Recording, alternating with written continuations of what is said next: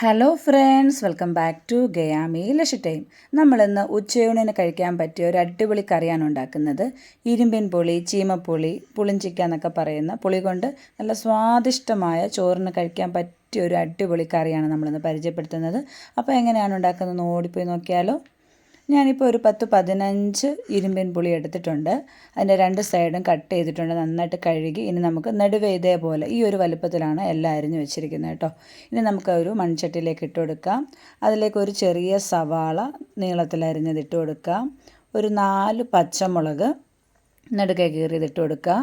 1/2 teaspoon മഞ്ഞൾപ്പൊടി, പിന്നെ നമുക്ക് ആവശ്യത്തിന് ഉപ്പ്, ഒരു 1/4 ടീസ്പൂൺ ഉപ്പും, പിന്നെ ഒരു 1/2 ഗ്ലാസ് വെള്ളം കൂടെ ഒഴിച്ചിട്ട് നന്നായിട്ട് ഇളക്കി അടച്ച് വെച്ചിട്ട് വേവിക്കുക. അപ്പോൾ ഈ പുളിക്ക് വേവ് കുറവാണ്, പെട്ടെന്ന് തന്നെ അത് വെന്ത് കിട്ടും. അപ്പോൾ നമുക്ക് അടച്ച് വയ്ക്കുക, ഒരു 5 മിനിറ്റ് അടച്ച് വയ്ക്കുക. ഈ സമയം നമുക്ക് ഇതിൻ്റെ അരപ്പ് റെഡിയാക്കാം.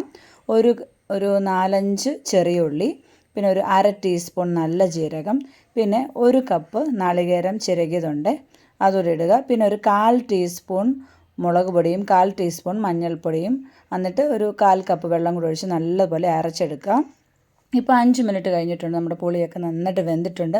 നമുക്കിതുകൊണ്ടൊരു കയ്യിൽ ഉപയോഗിച്ചിട്ട് ഇതേപോലെ ഒന്ന് ഉടച്ചു കൊടുത്താൽ പെട്ടെന്ന് നന്നായിട്ട് ഉടഞ്ഞു കിട്ടുമേ.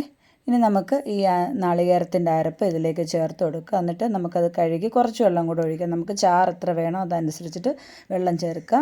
ഈ സമയം നമ്മൾ ഉപ്പൊക്കെ ഇട്ടത് കറക്റ്റാണോ നോക്കാവേ. ഇപ്പോൾ നമുക്ക് ഉപ്പ് കുറവുണ്ടെങ്കിൽ കുറച്ച് ഉപ്പ് കൂടെ ആഡ് ചെയ്യാം. എന്നിട്ട് ഇത് നന്നായിട്ട് തിളയ്ക്കാൻ പാടില്ല, ചൂടായാൽ മതി. ഇതേപോലെ ചെറിയ ബബിൾസ് വരുമ്പോൾ നമുക്ക് തീ ഓഫ് ചെയ്യാം. നമുക്ക് കടുക് താളിക്കാം, വെളിച്ചെണ്ണ ഒഴിക്കുക, കടുകിടുക. പിന്നെ ഒരു 7-8 ചെറിയ ഉള്ളി അരിഞ്ഞിട്ടാൽ ഒന്നുകൂടെ സ്വാദ് കൂടും കറിക്ക്.